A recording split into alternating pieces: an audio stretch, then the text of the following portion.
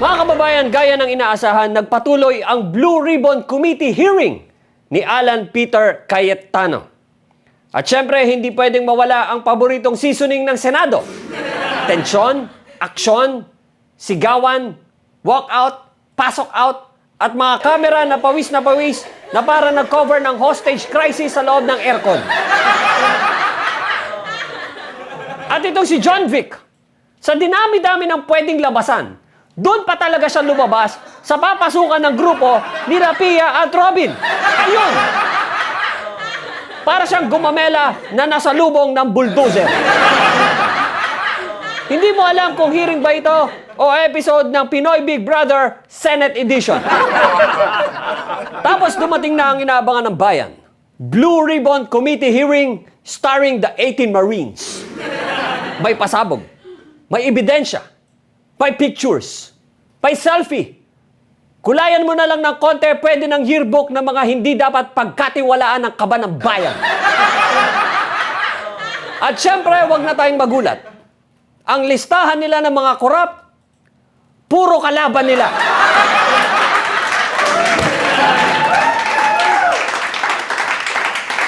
Kasi ganito naman ang political universe natin. Sa kampo A, korap ang kampo B. Sa kampo B, korap daw yung kampo A. So malinaw ang conclusion, mga kaibigan.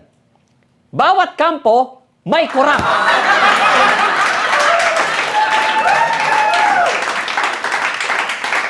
Congratulations, Pilipinas! Hindi pala tayo divided. United pala tayo sa nakawan!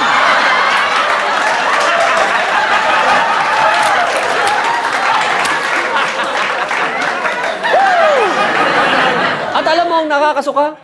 Yung mga supporters. Parang kaya niyong ipagpitpitan ng bayag sa social media para ipagtanggol ang mga politikong ni hindi alam kung buhay ka. Hindi korap yan. Hoy kapatid, kahit pangalan mo, hindi alam yan. Ang alam lang niya sa'yo, engagement.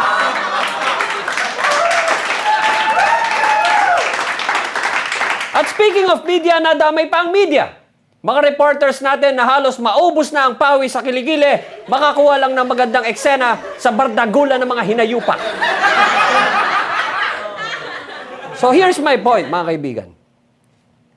Kung may ebidensya kayo, magsampahan kayo ng kaso.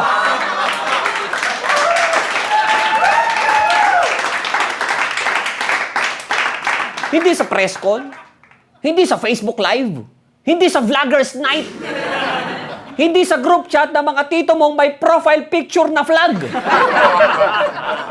Korte. Doon nyo dalhin. Sa korte. Pucha, anong akala nyo sa Facebook? Supreme Court?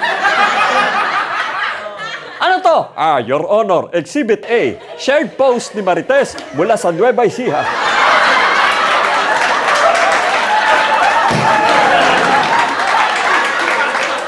Mga timang, magsukatan kayo ng ebidensya. Ikulong ang dapat ikulong. Kasuhan ang dapat kasuhan. Para matapos na to.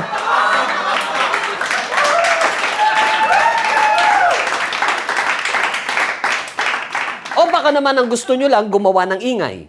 Ubusin ng oras ng Pilipino. Habang tayo nanonood ng political circus na pare-parehong clown pero magkaibang kulay ng wig. Kasi ito ang salot sa buhay natin. Boboto tayo ng mga politiko. Tapos one day, magkakaonsehan sila sa gobyerno. Mag-aaway, magbubukingan, tapos gagamitin ng taong bayan bilang taga-yo-yo sa bintang ng bawat isa. Nangyari na to eh. Nagdidisco pa ang lolo ko sa ermita. Nangyayari na to. So ang tanong, kailan tayo mapapagod? Kaya mga kabataan, para sa inyo ang video na ito. Masdan ninyo ang kagaguhan ng bansang mamanahin nyo balang araw. Masdan nyo ang klase ng leader na pinili ng mga botante sa henerasyon namin. At sana, pag kami fossil remains na lang sa ilalim ng EDSA bus lane, itaguyod nyo ang bansang wala ng korap. Wala nang apelidong gahaman, wala nang political circus, at wala nang nakawan, at wala nang botanteng nagpapagamit bilang cheerleader ng mga magnanakaw.